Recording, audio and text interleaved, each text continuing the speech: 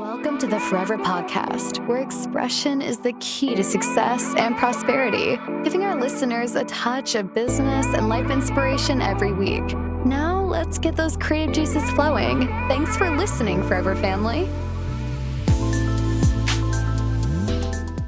Yeah, everybody, yeah. I mean, for the most part, Darren, with the highest, not the highest, but with high prices in gas and with the price of food and everything like that, provision, I mean, it's pretty much hard to, fend for your family and stuff right now. For those that don't notice that, I feel like we're in a recession. Do you feel the same way? Yes, definitely. And it's only going to continue to get worse because you got to understand what's going on in the world. Like, inflation is at an all-time high. It's at the highest it's been the last 100 years. And it's only going to keep getting worse because the Federal Reserve, they keep printing. So, yeah, I definitely think we're in a recession. I mean, I went to the gas station. It feels like they're really taking advantage of people nowadays. I mean, could you say the same thing? Is it or is it just me? I think they're taking advantage, but not. It's intentional, but I feel as if like it's planned for that to happen. Like you gotta understand like what's going on with technology, how our way of living is changing. So I feel like they're taking advantage, but it's on us to be able to make that identification and adapt to it. I mean, what do we do to fight what's going on right now? I mean, save more? I mean, do we just keep what we have and maintain it? Do we buy and then try to sell it off? This all pertains to the cost of life, and what that pretty much means is our place in society right now, and pretty much our money situation, where we're standing with our money, guys. So back to what we were saying. What was the question again? Oh, you was asking how can we fight it? Right. So it's a couple ways we can fight it. So first off, I feel like this is a spiritual war we're going through right now. So you got to get right within, and then on a financial level, you got to invest in assets versus liabilities. So cryptocurrency, this technology is evolving. So this cryptocurrency provides you the assets where you can make money passively, and that's how we're gonna be able to fight that inflation. Because with us holding our dollars, we're essentially losing. Yeah, because we're not making any moves in the market, and we're definitely not saving anything for our kids and future generations by holding on to it. Because as far as I know, the banks, they only give you what 0.05% less than 1% on your money. Whereas with like cryptocurrency, you can get 10 to 20% on a daily. Like, that's crazy. Like cryptocurrency gives you the power to become your own bank. Got you. I mean, like, what does that mean to be your own bank, though? Like I just said, you take full control of your assets and how you allocate your funds and get money passively. So like you were just saying, like with a savings account, right, from the bank, put your money in there, you get less than 1% interest on your money. But with this cryptocurrency, you can yield that interest every day. Every day. Okay. And there's no cap. There's no maximum for making that money. You have the control of all of that. We the people have control. I like what you just said. We the people have control. Because honestly, most of the time, it doesn't feel like we do. Yup. But that's where I was saying, like, it's spiritual. You got to be able to glitch that matrix and get out of that matrix and reprogram your mind so you can make that identification and adapt. We oftentimes get caught in like this idea that we pretty much have to do with whatever we have. We got to work that fixed job. We have to pay those fixed bills and stuff like that. And we think everything is a scam. I mean, is there any truth to that? And the banks are a scam. The banks are scams. Like you say, they take your money, they flip your money, and then give you less than 1% of your money. These jobs, they're scams. It's all a scam. So you gotta, like I keep saying it, you gotta make that identification. Okay. Because if not, I mean, you're not going anywhere. Right, exactly. For the most part. So I mean, let's go back to gas. How's gas looking right now? man, gas is on the rise and it's gonna keep rising. Like gas literally trading at $108 a barrel right now. That's What? crazy. Crazy as hell. That's too much. That's too much. Yeah. But like we was just saying, you gotta either make more money or you gotta have something to fight that inflation. Cause not just gas, everything is going up. The price of living is going up. You know, you go to the grocery store now, the same $20 is not gonna give you the same, you know, the same amount of goods because the purchasing power of that dollar is going down. You know, I noticed not just the grocery store, but you said we talked about gas and things like that. It feels like the same $20. Yeah, I look at the meter go up, but it feels like the gas is being skimmed a little bit. Right. It feels like the gas doesn't last as long. I mean, what's going on? Right, like we were just saying. So the purchasing power of the dollar is going down. So that same $20 ain't gonna give you no full tank. You be able to ride a few days no more. That $20 is gonna give you a half a tank, and you get for a day. So, I mean, but are they doing anything to the gas to make it not last as long? Because it feels like that's the case. no, that's something like I don't have the answer to. I mean, but we can always explore that at a later date. You know? Right. We can always push past that and get to understand what's going on there. Listen, that's another day for another episode. You know what I mean? Yeah, for sure. But bread, the basics, food on the table. You talk about bringing home the bacon in your 9-to-5 job. It's just not cutting it anymore. You know what I mean? Right. What could you tell people about their so-called job security? Because over the past 2 years, it doesn't feel like it's been 2 years, but people felt like they were safe at their jobs and they had their 401ks, they had their benefits, they had so-called job security, but as it turns out, there is no such thing. Right. Like I say, you gotta I keep saying it, you gotta make that identification. So like you just say, you gotta make that understanding, have that understanding that the world is changing. There's no security in the job no more. So you gotta get a skill, you gotta get some type of skill set that's gonna, you know, give you that security. Or you gotta find different avenues within this technology that's gonna give you that security. So yeah, that's what I would say. You gotta evolve with this technology and follow the money. Don't go against the money. Follow the money. The big money is in tech right now. Everything is tech based. Soon as coronavirus came into the picture, everything changed from the way we interact, the way we live, the way we spend money. So you got to evolve with the technology. What you're saying, like not just for cleanliness and stuff and being sanitary, but you're talking about just like more things are wireless. I've seen so many more people nowadays use their cell phones with the Google Pay, Apple Pay, and everything like that. It was a choice before, but now it's a lot of people are just using it as a viable option just every day. I mean, but at the same time, bro, I'm starting to see this trend where a lot of businesses is starting to go cashless. Like you gotta use your phone to spend money or a card. Okay, I mean, do they get any more out of that? I mean, what's the purpose of that?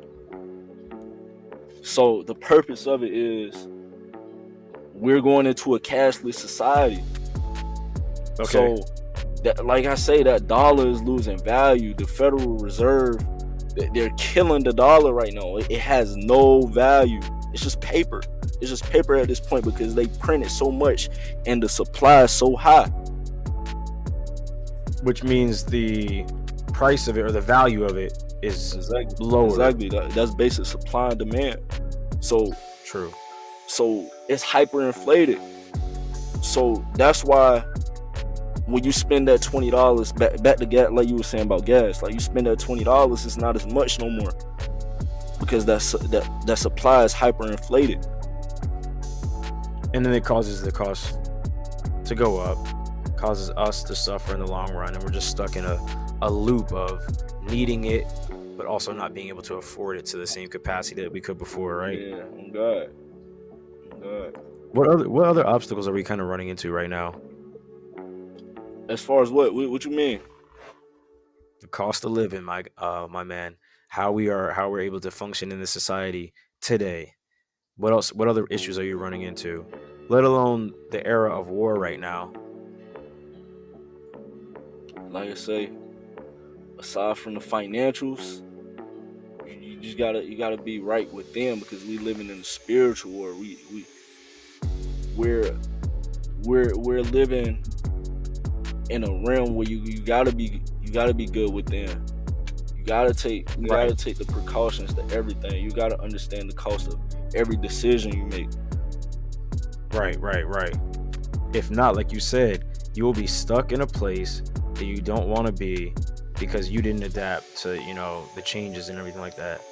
And it's so much deeper than what we're even talking about right now, but we're really trying to skim the surface, everybody, on what you need to do so that you're not left behind. You know what I mean? How you can function in today's society. So like back to what we were saying about you having that security and the skill set. How can we monetize, off the digital art? Like, how do you feel like digital art is making an impact in today's culture? People want a digital version or a digital copy of what they hold in their hand. It shows value and it gives worth, and it's almost like a synergy for all those that are collectors of any kind of baseball cards and stuff like that. So synergy is how you work as a team.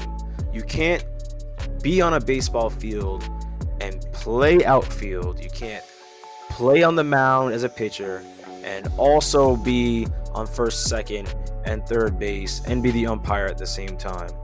So what people want is a system or a series of ways to bring value to their business, to their products, to their, all that kind of stuff. So if you have a digital version and a physical copy, you can sell those together or separate. It puts people in the mindset of wanting to collect everything. Collectors love to have some kind of system in place where it's not just I have this nice thing, but people from different arenas are able to see it and say, wow, that's amazing. Do you have a digital copy? Same thing with movies. They want posters, director's cuts, memorabilia afterwards. They have all these different add-ons that they have on top of that. When you buy a movie, sometimes they have the game. You pre-order. Same thing with games, man. Same thing with games. They have pre-orders. It's the same thing with everything. You know what that sounds like to me? It sounds just like marketing. So like, yeah, you're basically explaining the fundamentals of marketing. So like, and you know what that also remind me of? NFTs. Like, have you thought about getting into the NFTs? I thought about it, a little weary at first, but I'm building my portfolio right now and really trying to understand the market of NFTs.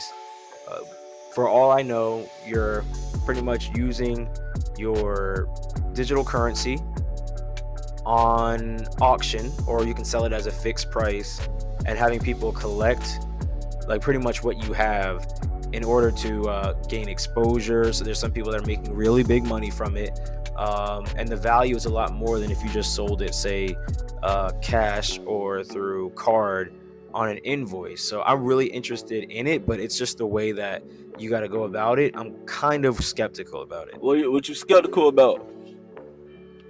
The way in which you need to emerge into this market and who you need to talk to, pretty much how you need to break into it. That's what I'm thinking about right now. Right. I see competition. I see other people as an artist, and I'm saying to myself, okay, what do they need, or what can they do, or what are they doing in order to put themselves in front of a bunch of other people? And from what I see, it's a lot of series. It's minute changes to make your individual piece that they made for you or you bought from them different. And from what I understand also, the blockchain is pretty much you are an authentic owner of that piece. And there's something about royalties that I remember before. I just can't remember. For sure. So like you gotta think of your JPEG, like your JPEG. That's basically like the picture, right? Mm-hmm. That's your asset, and each owner they get a share. So basically, your NFT is like a stock, and each owner get a share. That's how they're getting the royalties. Oh, okay, got you. So that's that's what we doing at WebTies. We're gonna have an NFT, and each owner they get their percentage just by being a holder of that. But like you say, it's different components that you got to have in place to have that price up and the community behind it. Because without the community, the project is nothing. So, are you in the midst of creating a community, or have you thought about supporting an NFT creator, or what is the? Let me just ask you this: what made you bring up NFTs, and why are they such on the rise? That's a better question to ask. So why is everyone talking about them? Why is everybody talking about the NFTs? Because this is the new way to spread to get your creativity out there. So everybody is starting to indulge in NFTs. And NFTs, bro, essentially it's gonna be sold as everything, bro. Everything is gonna become an NFT, because you gotta think, right? We're in the third generation of the internet. We're in Web 3.0. So technically we live in the metaverse. So the metaverse is basically like the spatial web. It's like what digital reality meets virtual reality. Then you gonna have all these different products in the metaverse. So the virtual world is the metaverse. Then you got the products, that's the NFTs, and then you have the cryptocurrency, that's the money within the digital world. Okay. So I'm saying all that to say, I'm saying all that to say is that's the way that we're gonna be interacting. Everything is gonna be a digital transaction. So that's how we're gonna get our products. Like, for example, right? Nike about to take all their products off the shelves and sell digital products. Big companies like eBay and Shopify, they starting to integrate NFTs where you can sell different products. So like everything is gonna be sold as an NFT, man, bro. This crypto space get deep, man. It's gonna change the way that we interact with each other. Wait, so you're saying like Nike's not gonna be making shoes? From my understanding, they're gonna sell digital products. It may be tied to a physical product, but I have to do more research on that. But I seen that they was taking all the shoes off the shelves. What would be the advantage of doing that? That's kind of weird to me. It is weird, but like I say, we live in a virtual world. We're going into a Different times. Yeah, man, the world's changing. So I'm guessing you have the digital product and it's tied to a physical product. But why would they not just sell NFTs with the product? You get what I'm saying? Why would they just completely get rid of the other one? That kind of doesn't make any sense to me. That doesn't make sense to me either, but there's got to be a reason why they're doing all this stuff. And for those that have questions, leave your questions in the comment box or in the message box, and we'll definitely get right back into that, because that's something I definitely want to know as well. I'm speaking for myself and other people that you need shoes, the Nike outlets and stuff like that, that have the newest Jordans, that have the newest whatever, like the outlets that have whatever. You need to go there to get your shoes. So where are they going to get their supplies from? They're competitors, right? So how would they dominate the NFT market if that's the case? Bro, the NFT market, it's gonna revolutionize everything, bro. And you gotta think that their competition is outside of just shoes and other sports brands. Like, everybody is starting to get into the NFT space, from entertainers to athletes, everybody. I mean, you're definitely right about that. This is bigger than what we could even imagine it to be. So what would an entertainer sell an NFT as? What? Them speaking a line from a movie? That, bro, anything, bro. That can be one, an album or mixtape could be one. Somebody digital art. I done seen highlights, like highlight reels being sold as NFTs. Basically, like you were just saying, right? What you doing art, you being a graphic designer, right, or a developer or creator. These NFTs, they're collectibles. They're digital. It's digital art collectibles. You know what I'm saying? It's just that. It's collectibles. So it's like you putting like money into the name of somebody. I guess it's just like a difference in how we go about things these days that kind of has me like, huh? Like, how does that even work? Exactly, but we gotta adapt, man. It's not for us, like it's for us to learn, understand. Not to completely we can't really question it. We just gotta go with it. We gotta flow. If someone's going with it, I mean, what are they really buying into? You know what I mean? Right, but that all goes back to the project. Like you got to do your research on the project. Like these different projects and NFTs that drop, they might have like some type of utility behind it. So what I mean by utility, like what is it actually doing? What value is it providing? What would be an example of that though? Like a utility. I'm still trying to understand all this. So if you purchase my NFT, you get access to a membership for my academy or my restaurant, or some exclusive content or something you get access to, or you purchase my NFT. Like we were just saying, connecting the digital with the physical. Okay. And that's pretty much where the people are gonna go, right? Exactly. Why would I make this move now, though? I have enough stuff going on. I have enough, crazy things happening and stuff like that. What would make the average person say, I need to do this now? Right? I should jump on it now rather than later. Because this gonna be the way that the game is evolving. This gonna be the only way to make moves. I mean, is this the end all be all? Not even just make moves, but for the collectors or people, that's gonna be the way to have their assets or cryptocurrency. I firmly believe this. It's gonna be one of the only ways to make transactions. Is to use this. Yeah. NFTs and cryptocurrency. Yes. Man, there's a lot of people that are still, new to all this stuff. Right. And one thing I can say is that I love the concept, but it may take me a little while to kind of jump on, not to jump on the fact of making NFTs, but really getting into them, because anything worth having, you got to really understand it, and you really got to break it down and really know the science behind it.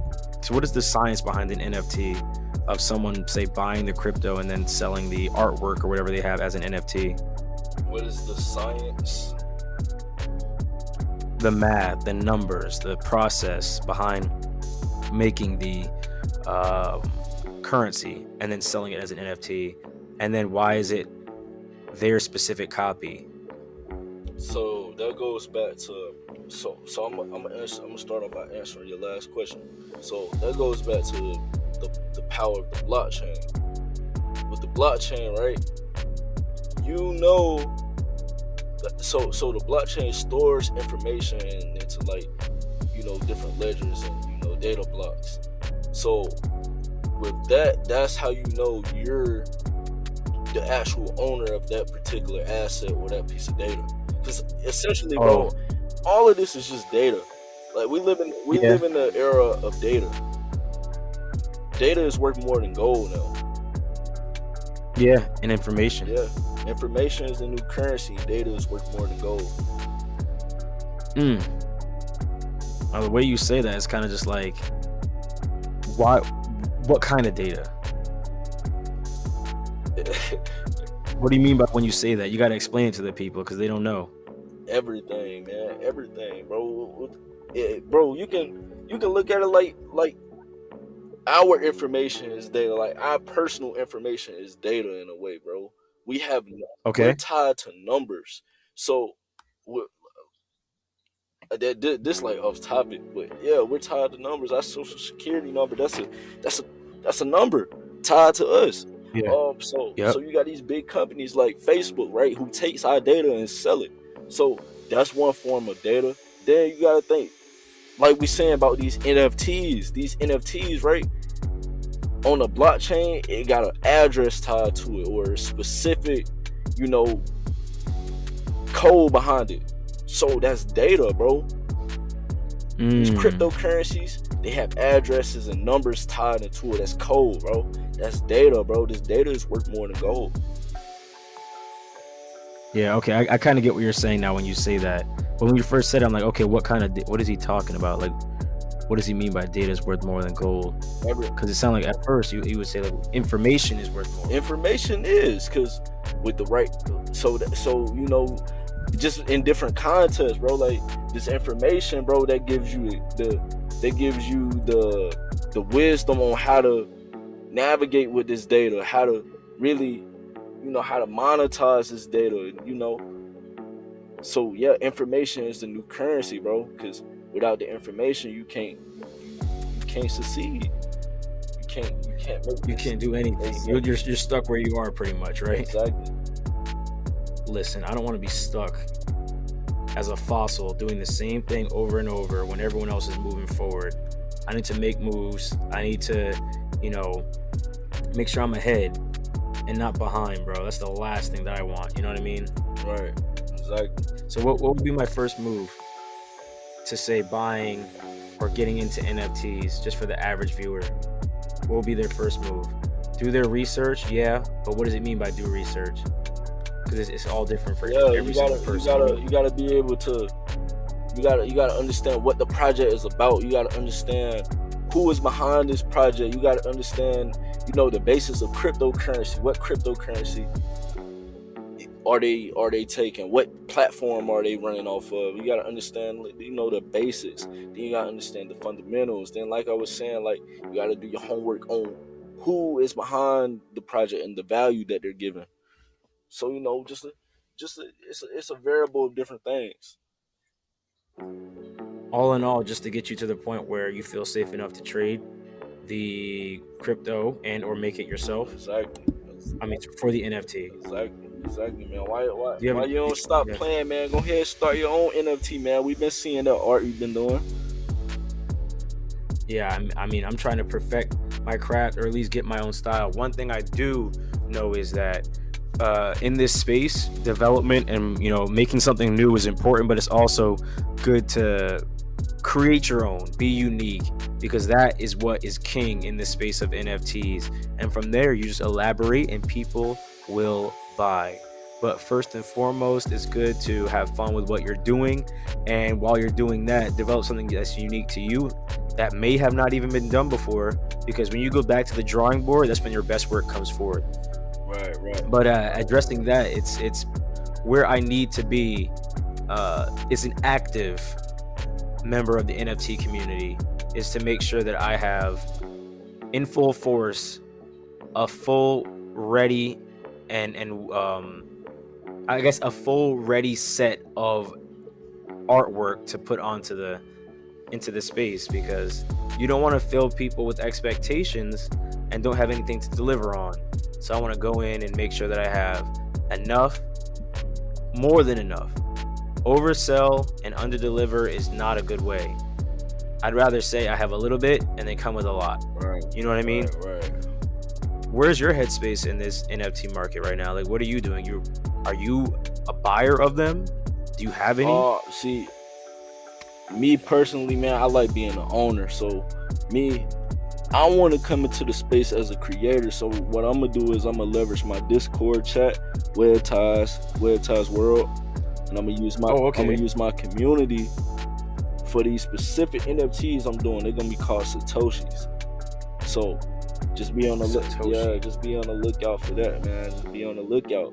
It's gonna be real dope, and I think a lot of people gonna be able to resonate because think about Bitcoin, right? The creator of Bitcoin, Satoshi Nakamoto. So that's what the name I was just about to ask who that was. exactly. Right, right. So that's where the name originates from. Do you want to give any more, or just wait till they have it on the Oh next man, hey episode? man, we gotta keep that encrypted, man. We gotta keep it encrypted and exclusive, Forever encrypted. Yeah, for sure, for That's sure. how we do it. For sure. So, just briefly, what is it that you do, and how do you bring value to this space? And we talk about the cost of living. So how do you put the power in the people's hands, like we talked about before? Me, I trade in your business. That's my number one. I trade first. Trading comes first. Then I'm a teacher and an advocate of the space. So I have my own, like we was just saying, I got my own community that I'm pushing, WebTies, and we got our own academy because we value the education, the proper education first. And we firmly believe that information is the new currency. So this is my way of dropping gems and giving the currency back.